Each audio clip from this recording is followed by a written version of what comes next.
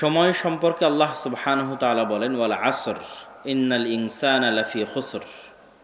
শপথ সময়ের, নিশ্চয় সকল মানুষ ক্ষতির মধ্যে নিমজ্জিত। আর আমি বলি, শপথ সময়ের, নিশ্চয় সকল মানুষ সময় নষ্ট করে। আবারও শোনেন, ওয়াল আসর, শপথ সময়ের, ইন্নাল ইনসানা লাফি খুসর, সকল মানুষ ক্ষতির মধ্যে নিমজ্জিত।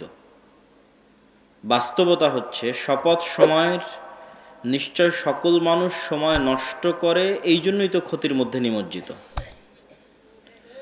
তো আমরা কি পরিমাণ সময় নষ্ট করি?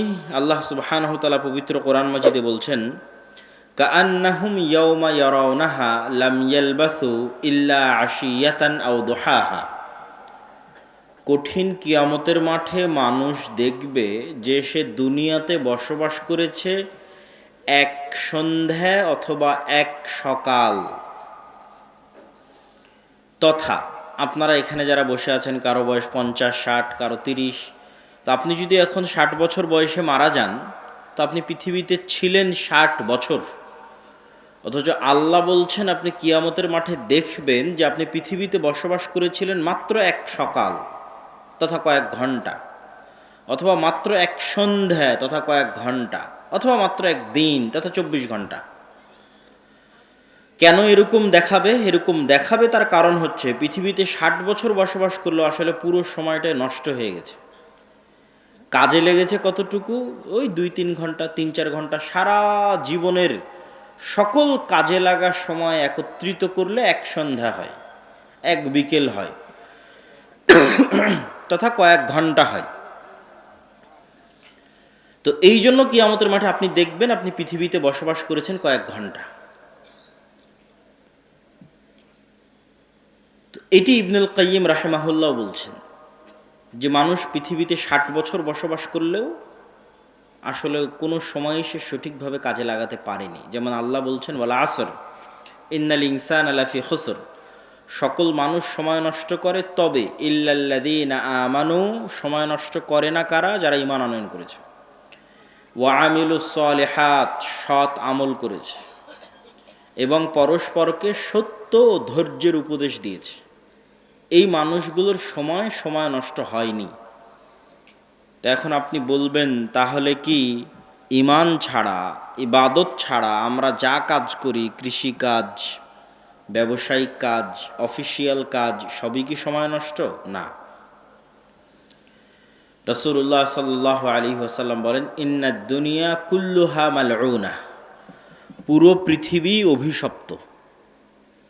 শুধু যা আল্লাহর জন্য করা হয়, জ্ঞান অর্জন বাদে আল্লাহর জন্য যা করা হয় তা বাদে, তথা পুরো পৃথিবীর সব কাজই সময় নষ্ট, ওই কাজটুকুই সময় নষ্ট নয় যা আল্লাহর জন্য করা হয়। তো কৃষিকাজও আল্লাহর জন্য করা সম্ভব, ব্যবসায়িক কাজও আল্লাহর জন্য করা সম্ভব, চাকরি বাকরিও আল্লাহর জন্য করা সম্ভব, যদি মানুষ নিয়াত বিশুদ্ধ করে নেয়, তাহলে ওই সব সময়গুলো তখন কাজে লাগবে। আর যদি সেভাবে নিয়াত বিশুদ্ধ না করে, তাহলে কোনো সময়ই আসলে কাজে লাগতেছে না। দিনে রাতে 24 ঘন্টা মিলে পুরো সময়টা আমরা নষ্ট করতেছি। রাসূলুল্লাহ সাল্লাল্লাহু আলাইহি ওয়াসাল্লাম বলেন, নি'মাতান মাগবুনুন ফীহিমা কাসীরুম মিনান নাস, আল্লাহর দেওয়া দুটো নিয়ামত সবচেয়ে অবহেলা করে মানুষ। এক, যখন স্বাস্থ্য ভালো থাকে, স্বাস্থ্যের দাম দেয় না, বিড়ি, সিগারেট, মদ, গাঞ্জা, ইয়াবা এগুলো সেবন করে স্বাস্থ্যকে ধ্বংস করে ফেলে। আর একটা হচ্ছে সময়, আল্লাহর দেওয়া নিয়ামত হচ্ছে অবসর সময়, সেটা জুয়ার মাধ্যমে, অনলাইন জুয়া, অফলাইন জুয়া, নেশা, video game, Facebook, YouTube, Twitter, TikTok, mobile, এগুলোর মাধ্যমে সেই সময়টাকে নষ্ট করে দেয়। তাহলে দুইটা জিনিসের মানুষ সবচেয়ে আল্লাহর দেওয়া নিয়ামতের অবমূল্যায়ন করে, একটা স্বাস্থ্য আর একটা সময়। এটা রাসূল সাল্লাল্লাহু আলাইহি ওয়াসাল্লাম বলছেন। তো এই স্বাস্থ্য এবং এই সময় এত গুরুত্বপূর্ণ কেন? কেননা আমরা পৃথিবীতে, আপনারা এখানে কেউ দিনাজপুরেও বসবাস করছেন না, এখন জামিয়া সালাফিয়াতেও বসবাস করছেন না। আমরা আসলে এই সময়টার মধ্যে বসবাস করছি। এই জায়গা থেকে যাবে, কিন্তু এই সময় চলে যাবে। সুতরাং আমরা বসবাস করছি সময়ের মধ্যে। 200 বছর আগেও দিনাজপুরে কেউ বসবাস করত। এই জামিয়া সালাফিয়ার এই প্রতিষ্ঠানই 200 বছর পুরাতন, মানে 200 বছর আগে ওখানে কেউ দায়িত্ব পালন করত, 200 বছর আগেও এখানে জালসা হতো, লোকজন উপস্থিত হতো, কিন্তু সেই লোকজন নাই, কিন্তু ওই জায়গা আছে। তাহলে ওই লোকেরা কোথায় বসবাস করেছিল? দিনাজপুরে না সময়ের মধ্যে? সময়ের মধ্যে। তাহলে আমরাও একদিন বিদায় নিব, তাহলে আমরা কোথায় বসবাস করছি? সময়ের মধ্যে। সময় আল্লাহর সবচেয়ে রহস্যজনক এক সৃষ্টি, যা আপেক্ষিক। এই জন্য কিয়ামতের মাঠে পৃথিবীর 50,000 বছরের সমান হবে একদিন, আর অথচ পৃথিবীতে 24 ঘন্টায় একদিন। এই আপেক্ষিকতা আরও ধরতে পারবেন যখন আপনি দ্রুত গতিতে চলতে পারবেন, কিন্তু আমরা তো অত দ্রুত গতি অর্জন করতে পারিনি। মানুষ আলোর গতি অর্জন করতে পারেনি। মানুষ যদি আলোর গতি বা আলোকে অতিক্রম করার গতি অর্জন করতে পারে, তাহলে সময় বলে আর পৃথিবীতে কিছু থাকবে না। যেমন মুহাম্মদ সাল্লাল্লাহু আলাইহি ওয়াসাল্লাম যখন মেরাজে গেলেন, তখন উনি সময়কে অতিক্রম করে গেছিলেন, তো তা আলোর চাইতে বেশি গতি ধারণ করেছিলেন, সূর্যের আলোর চাইতে। ফলত সময় তার জন্য স্থির হয়ে গেছিল। পৃথিবীতে সময় চলতে থেকেছে, কিন্তু তার জন্য সময় স্থির। তিনি সফর শেষ করে পুনরায় ফিরে এসেছেন। তো এই জন্য সময় আল্লাহ সুবহানাহু ওয়া তাআলার খুবই আশ্চর্যজনক এক সৃষ্টি। আর এই জন্য আল্লাহ সুবহানাহু ওয়া তাআলা সময়ের শপথ করতে থেকেছেন। আর সময়ের মধ্যে সবচেয়ে বরকতময় সময় দুইটা, এক ফজরের পরের সময়, আর এক রাতের শেষাংশ। এই জন্য সালাফে সালেহিন ফজরের পরে ঘুমাতেন না। লা ইয়ানামুনা বা'দা সালাতিল ফজর, ফজর সালাতের পর ঘুমাতেন না। যদি সফরেও থাকেন, কষ্টও হয়, তো সূর্য উঠা পর্যন্ত অপেক্ষা করতেন। সূর্য উঠলে তারপরে ঘুমাতে যেতেন। কেননা আল্লাহর নবী বলছে, ইন্নাল্লাহা জাআলা লিহাযিহিল উম্মাহ আল বারাকা ফি বুকুরিহা, আল্লাহ আমার উম্মতের জন্য বরকত রেখেছে সকালে। সকালকে কাজে লাগায় এমন কৃষক, তার ধন সম্পদে বরকত হবে। সকালকে কাজে লাগায় এমন ব্যবসায়ী, তার ধন সম্পদে বরকত হবে। সকালকে কাজে লাগায় এমন ছাত্র, তার জ্ঞানে বরকত হবে। আর আমরা মুসলিম উম্মাহ আমাদের নবীর যে প্রাকৃতিক ন্যাচারাল রুটিন ছিল, ওই রুটিন অমান্য করে চলছি বলেই সফলতা পাচ্ছি না। আজকের পৃথিবীতেও যারা সবচেয়ে ধনী, কোটি কোটি টাকার মালিক, তাদের লাইফস্টাইলও গবেষণা করে দেখেন, তারাও সকাল সকাল ঘুম থেকে ওঠে এবং সকাল সকাল বিছানায় যায়। এটি আল্লাহ সুবহানাহু ওয়া তাআলার ন্যাচারাল, মানে প্রাকৃতিক নিয়ম, আল্লাহ এভাবেই করে দিয়েছেন। এই জন্য সকালে ফুলগুলো ফোটে, সকালে পাখিরা জেগে ওঠে, সকালে মোরগেরা জেগে ওঠে, আল্লাহর পুরো পৃথিবী সকালে জেগে ওঠে। তো আমরা যদি সকালকে ঘুমিয়ে পার করি এবং সকালকে কাজে না লাগাই, তাহলে আমরা সফলতা ধরতে পারবো না। এবং রাসূল সাল্লাল্লাহু আলাইহি ওয়াসাল্লামের রুটিন যদি ফলো না করি, রাসূলুল্লাহ সাল্লাল্লাহু আলাইহি ওয়াসাল্লামের যে সুন্নতি রুটিন ছিল। আর আরেকটা অংশ হচ্ছে রাতের শেষাংশ, ফাতাহাজ্জাদ বিহি নাফিলাতাল লাক আসা আন ইয়াবআসাকা রাব্বুকা মাকামান মাহমুদা। আপনি তাহাজ্জুদ পড়েন, কেননা আল্লাহ আপনাকে অনেক বড় সম্মান দিবেন। সে সম্মানের নাম মাকাম মাহমুদ। ওই সম্মান যদি পেতে চান, তো রাতে একটু হলেও সালাত আদায় করতে হবে। আর আমরা এই সমস্ত রুটিন থেকে বহু দূরে, যার ফলশ্রুতিতে আমরা আল্লাহ সুবহানাহু ওয়া তাআলার বরকত বঞ্চিত অবস্থায় আছি। সম্মানিত উপস্থিতি, সময়কে কন্ট্রোল করার সবচেয়ে বড় উপায় হচ্ছে 5 ওয়াক্ত সালাত, যা মানুষের সময়কে কাজে লাগাতে সহযোগিতা করবে। কেননা ইসলাম ইটসেলফ একটা টাইম ম্যানেজমেন্ট। ইসলামের এমন কোনো ইবাদত আপনি খুঁজে পাবেন না যা সময়ের সাথে সম্পৃক্ত নয়। সালাতের কথা বলবেন, সালাতও সময়ের সাথে সম্পৃক্ত। এরকম তো হতে পারত যে আমি দিনে একবারে একই সময় একসাথে সব ওয়াক্তের সালাতের রাকাত আদায় করে নেব। সকাল 10টার সময় ফজরের 2 রাকাত, জোহরের 4 রাকাত, আসরের 4 রাকাত, মাগরিবের 3 রাকাত, এশার 2 রাকাত, সব একবারই শেষ। এটা হতে পারতো না? পারতো না? বলেন তো। হতে পারতো যদি শুধু রাকাতগুলো মূল উদ্দেশ্য হতো। কিন্তু এই প্রত্যেকটা রাকাতকে নির্ধারিত সময়ে সেট আপ করা আছে, তথা ওই সময়গুলো আল্লাহর দরবারে সেভ হয়ে যাচ্ছে। ওই সময়ের সাথে মানুষকে কানেক্ট করা আছে, মুসলিম উম্মাহকে। সিয়াম রাখবেন, সিয়ামের শুরু শেষ সময়ের সাথে সম্পৃক্ত করা আছে। ইসলামের যত ইবাদত আছে, ঈদের সালাত আদায় করবেন, সময়ের সাথে সম্পৃক্ত করা আছে। কুরবানি করবেন, সময়ের সাথে সম্পৃক্ত করা আছে। এই পুরো দিনটা সময়ের সাথে কানেক্টেড। আল্লাহ সুবহানাহু ওয়া তাআলা আমাদেরকে সময়কে গুরুত্ব দেওয়ার তৌফিক দান করুক, আল্লাহুম্মা আমিন। বক্তব্যের দ্বিতীয় অংশ। বর্তমান বাংলাদেশে ইসলামী রাষ্ট্র ব্যবস্থা নিয়ে ব্যাপক আলোচনা হচ্ছে। মানুষজন চায় যে গণতান্ত্রিক উপায়ে তারা রাষ্ট্র ক্ষমতায় যাবে এবং ইসলাম প্রতিষ্ঠা করবে। এটি যে আকাশ কুসুম অলীক কল্পনার শামিল তা তারা বুঝতে পারে না। ইসলাম রাষ্ট্র ক্ষমতায় যাবে আর সবচেয়ে বড় ব্র্যান্ডিং হচ্ছে ন্যায় বিচার। রাসূলুল্লাহ সাল্লাল্লাহু আলাইহি ওয়াসাল্লাম বলেন, লা তাকুমু সাআহ হাত্তা ইয়ানজিলা ঈসা ইবনে মারইয়াম। কিয়ামত ততদিন হবে না যতদিন মারিয়ামের সন্তান ঈসা পৃথিবীতে নেমে না আসেন। পৃথিবীতে নেমে এসে তিনি সমগ্র পৃথিবীতে হাকামান মুকসিতা, ন্যায় বিচার প্রতিষ্ঠা করবেন। তো ইসলামের রাষ্ট্র ক্ষমতার ব্র্যান্ডিং ন্যায় বিচার। তো ঈসা আলাইহিস সালাতু ওয়াস সালাম নিজে ন্যায়পরায়ণ না হলে উনি কি ন্যায় বিচার প্রতিষ্ঠা করতে পারবেন? কথা বলেন না যে পারবেন, পারবেন না। ওনার নিজের মধ্যে আগে ন্যায়পরায়ণতা থাকতে হবে। আমরা মুসলমানেরা যদি বলি আমার রাষ্ট্র ক্ষমতা ইসলাম লাগবে, তো রাষ্ট্র ক্ষমতার ব্র্যান্ডিং তো ন্যায় বিচার। তো আমার নিজের মধ্যে যদি ন্যায়পরায়ণতা না থাকে, আমি কি রাষ্ট্র ক্ষমতা ইসলাম প্রতিষ্ঠার যোগ্য বলে বিবেচিত হব? হব না। আপনাদের উত্তরাঞ্চলের মানুষ নিজেদের বোনকে বা ফুফুকে বাবা এবং দাদার সম্পত্তিতে ভাগ দেওয়াতে সবচেয়ে কার্পণ্য করে এবং বোনের সাথে এই মর্মেই সম্পর্ক রক্ষা করে যে সে বাপের বাড়িতে আসতে থাকবে, যেতে থাকবে, এই শর্তে বোনের সম্পত্তি ভাই ভোগ করে।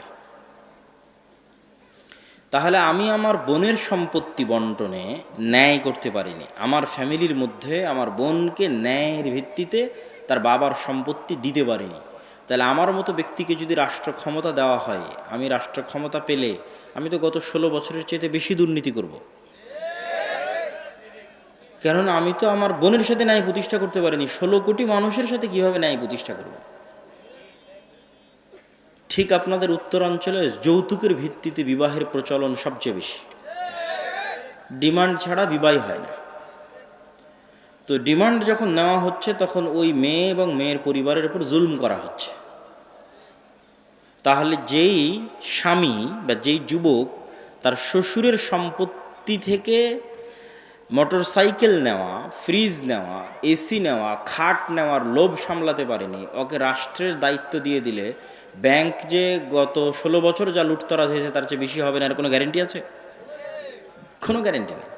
তেন ওর শ্বশুরের সম্পত্তির প্রতি সে লোভ সামলাতে পারেনি। তাহলে রাষ্ট্রের দায়িত্ব দিলে সে পারবে?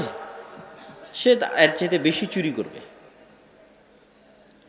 তাহলে এই সমস্ত মুসলমানেরা কি আপনার মনে হয় আল্লাহর যে ইসলামী রাষ্ট্র ব্যবস্থার ব্র্যান্ডিং, যে ন্যায় বিচার প্রতিষ্ঠা করা, তার যোগ্য?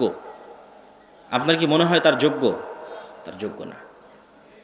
একই অবস্থা ইসলামী দল, ইসলামী সংগঠন, ইসলামী মাদ্রাসা, ইসলামী মসজিদ, ইসলামী ফাউন্ডেশন, সব জায়গায় সকল ক্ষেত্রে ইসলাম আছে, বাহ্যিক রিচুয়ালস, আনুষ্ঠানিকতা, সালাত, সিয়াম, হজ, যাকাত, নাই কি ন্যায়। মাদ্রাসায় সমস্যা কেন? ন্যায়ের অভাব।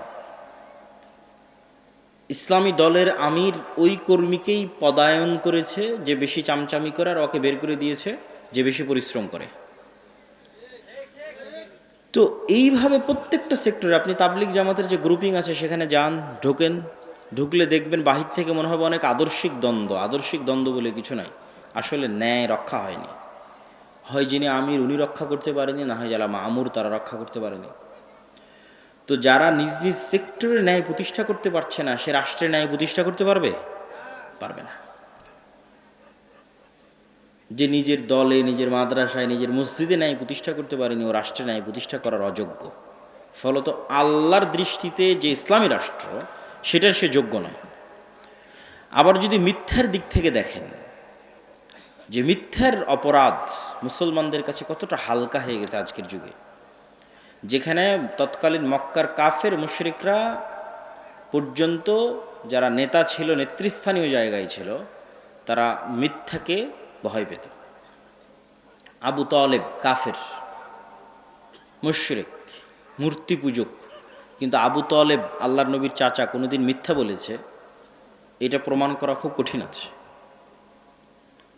আবু তালেব তার জবানের দাম রক্ষা করার জন্য ৩ বছর তার ভাতিজা মুহাম্মদ সাল্লাল্লাহু আলাইহি ওয়াসাল্লামের সাথে শিয়াবে আবি তালেবে না খেয়ে বয়কট অবস্থায় জীবনযাপন করেছে, শুধু মুখের কথা রক্ষা করার জন্য।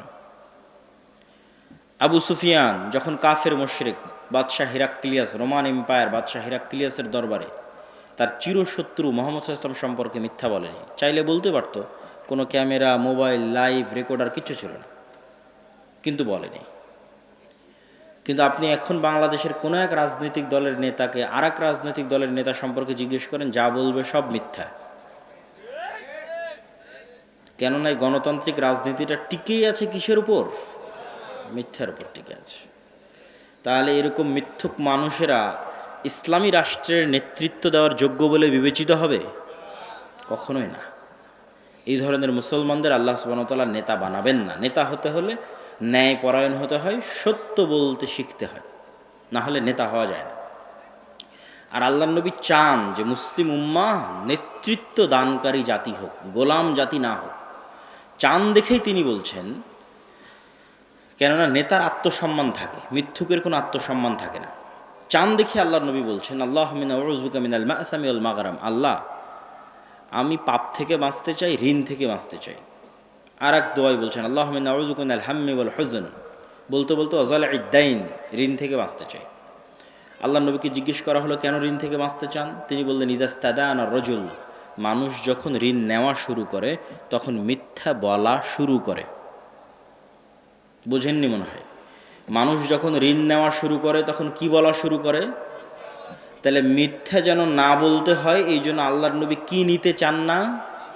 লোন নিতে চান না।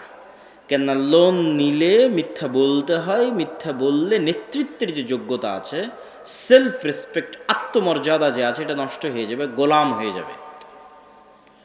এই জন্য ইহুদিরা চায় সুদের এমন একটা ইকোসিস্টেম তৈরি করতে যে পৃথিবীর প্রত্যেকটা মানুষ ঋণগ্রস্ত হবে। তো প্রত্যেকটা মানুষ ঋণগ্রস্ত হলে প্রত্যেকটা মানুষ মিথ্যুক হবে। তো প্রত্যেকটা মানুষ মিথ্যুক মানে প্রত্যেকটা মানুষ চামার, মানে গ্রামের থার্ড পারসন, যার কোনো সেলফ রেসপেক্ট নাই। তাহলে ও জীবনে কোনো দিন নেতা হতে পারবে না, ওর নেতৃত্বের যোগ্যতা ওখানেই শেষ হয়ে গেছে। আপনি দেখেন আপনার গ্রামগঞ্জ আশেপাশ কোথায় সুদভিত্তিক কিস্তির ভিত্তিতে মুসলমানেরা লোন নিচ্ছে না? গ্রামে গঞ্জে ঘরে ঘরে সবাই ঋণী এবং সবাই মিথ্যুক। আল্লাহর নবী যেহেতু বলেছেন সেহেতু সত্য। আপনিও বাছাই করে দেখতে পারেন, যতজন কিস্তির ভিত্তিতে লোন নিচ্ছে তারা সবাই মিথ্যার আশ্রয় নিচ্ছে না? নিচ্ছে না। সে নিজে মিথ্যা বলতেছে, তার স্ত্রীকে মিথ্যা বলাচ্ছে, তার সন্তান সন্ততিকে মিথ্যা বলাচ্ছে। তাহলে পুরো একটা মিথ্যুক পরিবার থেকে নেতার জন্ম হতে পারে? ইসলামের নেতৃত্ব দিবে ওই নেতার জন্ম হবে না। তারেক বিন জিয়াদ, মোহাম্মদ বিন কাসেম, ওমর ইবনুল খাত্তাব, খালিদ ইবনুল ওয়ালিদ, এদের জন্ম হবে না, গোলামের জন্ম হবে। সম্মানিত উপস্থিতি, তাহলে ইসলামী রাষ্ট্র প্রতিষ্ঠা করতে হলে আগে আপনাকে সেই যোগ্যতা অর্জন করতে হবে যে আপনি নেতৃত্ব দিবেন, মুসলমানদেরকে নেতৃত্ব দেওয়ার যোগ্যতা অর্জন করতে হবে। তো মুসলমানদের নেতৃত্ব দেওয়ার যোগ্যতা অর্জন করার জন্য বেসিক মূলনীতি যা আল্লাহ সব নবীকে দিয়েছেন, সব নবীকে যেই গুণের উপর জন্ম দিয়েছেন, একটা ন্যায় প্রতিষ্ঠা করতে পারা আর একটা সত্য বলতে পারা, মিথ্যার সাথে কোনো আপোষকামিতা না থাকা।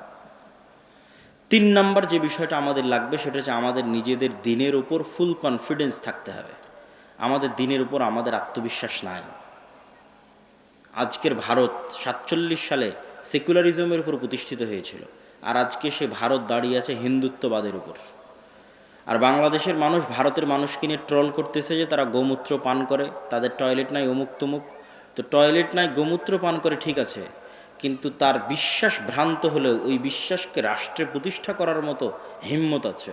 আর তুমি কত বড় গোলামের গোলাম যে আল্লাহর নবীর একটা সুন্নাত না তোমার ব্যক্তি জীবনে, না পরিবারে, না সমাজে, না রাষ্ট্রে তুমি প্রতিষ্ঠা করতে পেরেছ। বরং হীনম্মন্যতায় ভোগো, নিজের নবীর দিন নিয়ে, নিজের নবীর সুন্নাত নিয়ে হীনম্মন্যতায় ভোগো। না জানি কি সন্ত্রাসী বলে, না জানি কি জঙ্গি বলে। তাহলে এরকম হীনম্মন্য জাতি কখনো নেতা হতে পারবে না, এরকম হীনম্মন্য জাতি কখনো মুক্তি পেতে পারবে না। আপনাকে যেমন বাংলাদেশের একটা রাজনৈতিক দল দেখলাম বলতেছে যে আমি ভারতকে আশ্বস্ত করেছি যে মৌলবাদীদের ঠিকানা বাংলাদেশে হবে না। তো কত বড় গোলামির রাজনীতি! কত বড় গোলামের রাজনীতি। ভারত আশ্বস্ত করবে বাংলাদেশকে যে ভারত থেকে বাংলাদেশের বিরুদ্ধে কোনো অপপ্রচার চালানো হবে না, এর নাম স্বাধীনতা। সেখানে কত বড় গোলাম হলে বলে যে আমরা ভারতকে আশ্বস্ত করেছি। তো এই গোলামিটা আমাদের রক্তের মধ্যে ঢুকে গেছে এবং মিথ্যা বলতে বলতে আমরা এই গোলামি বহন করছি এবং নিজের দিনের উপর কোনো কনফিডেন্স নাই। নিজেকে কত বড় ধর্মবিদ্বেষী প্রমাণ করতে পারে, নিজেকে কত বড় কোরআন বিমুখ প্রমাণ করতে পারে, কত বড় হাদিস বিমুখ প্রমাণ করতে পারে, কত বড় সেকুলার প্রমাণ করতে পারে, এগুলোই হয়ে গেছে মুসলমানদের রাজনীতির ভিত্তি। এটা হচ্ছে গোলামির পরিণতি এবং গোলামির চিহ্ন।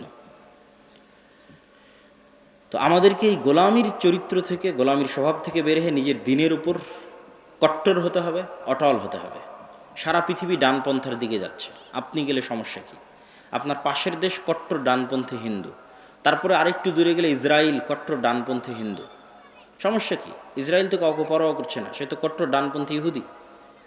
এখন আমেরিকাও কট্টর ডানপন্থার দিকে যাচ্ছে, সিলেবাসের মধ্যে বাইবেল অন্তর্ভুক্ত হয়ে যাচ্ছে, LGBTQ নিষিদ্ধ হয়ে যাচ্ছে, লিঙ্গ মাত্র দুইটা, মেল এবং ফিমেল, পুরুষ লিঙ্গ এবং স্ত্রীলিঙ্গ। তো সবাই যদি কট্টর ডানপন্থার দিকে যায়, মুসলমানেরা গেলে সমস্যা কী? কিন্তু মুসলমানদের এই হীনম্মান্যতার কারণে, এই মিথ্যার কারণে এবং এই অন্যায়পরায়ণতার কারণে আজকে মুসলমানেরা পিছিয়ে আছে। তাদেরকে আগে তাদের এই চারিত্রিক গুণাবলীগুলো ঠিক করতে হবে। আর সর্বশেষ যেটি কথা, সেটি হচ্ছে যত কুফরি তন্ত্রমন্ত্র আছে, এই কুফরি তন্ত্রমন্ত্র দিয়ে পূর্ণাঙ্গ ইসলাম প্রতিষ্ঠা করা কখনোই সম্ভব নয়। কুফরি তন্ত্রমন্ত্র দিয়ে পূর্ণাঙ্গ ইসলাম প্রতিষ্ঠা করা কখনোই সম্ভব নয়। আপনি বিকৃত ইসলাম প্রতিষ্ঠা করতে পারেন, অপূর্ণাঙ্গ ইসলাম প্রতিষ্ঠা করতে পারেন, মন্দের ভালো বলতে পারেন, কিন্তু পূর্ণাঙ্গ ইসলাম অসম্ভব। পূর্ণাঙ্গ ইসলাম প্রতিষ্ঠা করতে হলে পূর্ণাঙ্গ বিপ্লব লাগবে, যাই পুরো সিস্টেমকে সম্পূর্ণরূপে পরিবর্তন করে দিবে। এবং সেটার জন্য একদল তরুণকে এগিয়ে আসতে হবে, যারা হবে ন্যায়পরায়ণ, যারা হবে সত্যবাদী, যারা হবে নিজের দিনের উপর আপোষহীন কট্টর, এবং যারা এই সমস্ত কুফরি তন্ত্রমন্ত্র থেকে নিজেদেরকে মুক্ত ঘোষণা করবে, যেমনভাবে ইব্রাহিম আলাইহিসসালাম নিজেকে শিরক থেকে মুক্ত ঘোষণা করেছিলেন। ইন্নী বারীউম মিম্মা তুশরিকুন, হে আমার জাতি, তোমরা যে শিরক করো এটা থেকে আমি মুক্ত। ইন্নী ওয়াজ্জাহতু ওয়াজহি লিল্লাযী ফাতারাস সামাওয়াতি ওয়াল আরজ, আমি আমার মুখমণ্ডলকে ওই প্রতিপালকের দিকে ফিরিয়ে নিয়ে যাচ্ছি যিনি আসমান এবং জমিনকে সৃষ্টি করেছেন, আর আমি মুশরিকদের অন্তর্ভুক্ত নই।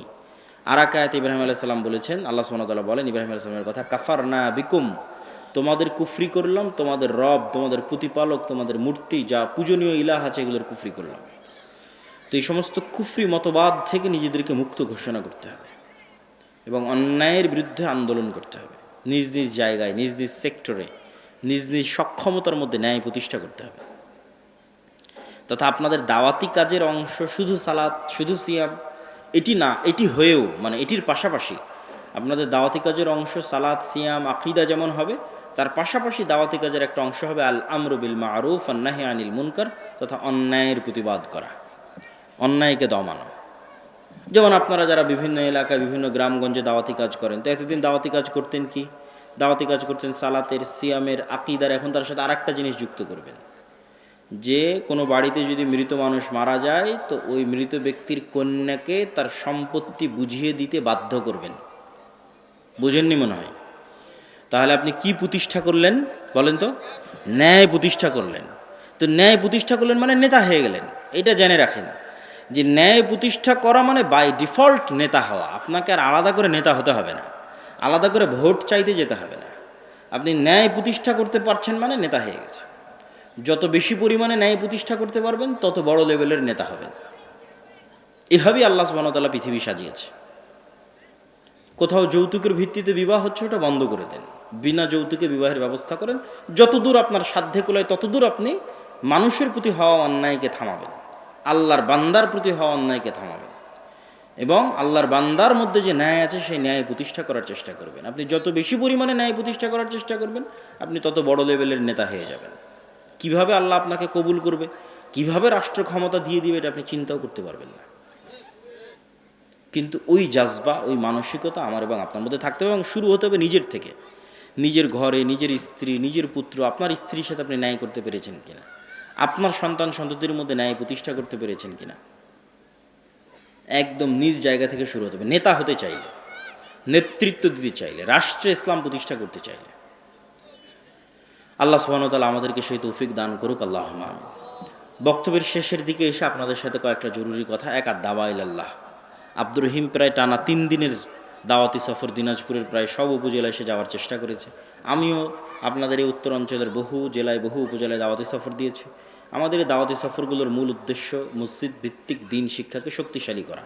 প্রায় 500টা মক্তবের শিক্ষক আমাদের থেকে ট্রেনিং নিয়েছে। এই 500 মক্তবের শিক্ষককে আগামী 22 তারিখ আমাদের একটা অনুষ্ঠান আছে ঢাকাতে, সেখানে তাদেরকে আমন্ত্রণ জানানো হচ্ছে ফোনের মাধ্যমে। যারা হয়তো দেখছেন তারাও জানতে পারবেন। সেখানে আমরা প্রায় 500টা মক্তবী শিক্ষককে তাদের যে কায়দা আছে, আমাদের উসমানী কায়দা, সেটি তাদের ছাত্র সংখ্যা অনুযায়ী ফ্রি বিতরণ করা হবে ইনশাআল্লাহ। আর এই 500 মক্তবের শিক্ষক যখন আমাদের কাছে ট্রেনিং নিয়েছে, তাদের যাতায়াত খরচ, থাকা খাওয়া খরচ, আসা খরচ সব কিছু আমরা বহন করেছি। তো এটা বিশাল কর্মযোগ্য, আল্লাহর দয়া, আল্লাহর রহমতে চলতেছে আলহামদুলিল্লাহ।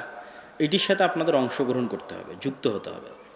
আমাদের সিলেবাসে, আমাদের ট্রেনিংয়ে আপনাদের মক্তবগুলোকে কানেক্টেড করতে হবে। ঠিক জামিয়া সালাফিয়ার অধীনে বিভিন্ন শিক্ষা প্রতিষ্ঠান পরিচালনারও আমরা উদ্যোগ নিয়েছি। জামিয়া সালাফিয়ার উন্নত সিলেবাস, উন্নত শিক্ষক, উন্নত ট্রেনিং, সকল কিছুর ভিত্তিতে। তো সেটিতেও আপনাদের প্রতিষ্ঠানগুলো অংশগ্রহণ করতে পারে। আর মাসিক আল ইতিসাম, মাসিক আল ইতিসামের প্রশ্ন উত্তর দেশি বিদেশি আলেম ওলামার উপস্থিতিতে নির্ধারিত হয়ে থাকে। মাসিক আল ইতিসামের সম্পাদকীয় সমসাময়িক হয়। যেমন জানুয়ারি মাসের সম্পাদকীয় ছিল সিরিয়ার ওপর, এই ফেব্রুয়ারি মাসের সম্পাদকীয় আছে মুক্তিযোদ্ধা বনাম রাজাকার, বাংলাদেশকে বিভক্ত করার এক ভারতীয় বয়ান। এরকম বিভিন্ন সমসাময়িক ইস্যুতে আপনারা মাসিক আল ইতিসামের সম্পাদকীয় পাবেন। আর সর্বশেষ আগামী 13 ও 14 ফেব্রুয়ারি আল জামিয়া সালাফিয়া রূপগঞ্জ নারায়ণগঞ্জে ভারত, পাকিস্তান, সৌদি আরব, নেপাল, বিভিন্ন রাষ্ট্রের বড় বড় আলেম ওলামা উপস্থিত থাকবেন। বিশেষ করে আল্লামা ইবতিসাম ইলাহি জাহির, যিনি আল্লামা ইহসান ইলাহি জাহির রাহমাহুল্লাহর সন্তান, তিনি জামিয়া সালাফিয়ার দাওয়াতে বাংলাদেশে আসতেছেন। তিনিও আগামী 13 ও 14 ফেব্রুয়ারি উক্ত সালাফি কনফারেন্সে উপস্থিত থাকবেন। পাকিস্তানের আহলে হাদিসদের সিংহ পুরুষ বলা হয় আল্লামা ইহসান ইলাহি জাহির রাহমাহুল্লাহকে, তার সন্তান, বড় সন্তান আল্লামা ইবতিসাম ইলাহি জাহির। তা আপনাদের সকলের উদাত্ত আহ্বান থাকলো উক্ত আগামী 13 ও 14 ফেব্রুয়ারির 2 দিনব্যাপী রূপগঞ্জের কনফারেন্সে উপস্থিত হয়ে সেটিকে সাফল্যমণ্ডিত করার, আর দাওয়া ইলাল্লাহর সাথে সম্পৃক্ত হয়ে মসজিদ ভিত্তিক দিন শিক্ষাকে শক্তিশালী করার।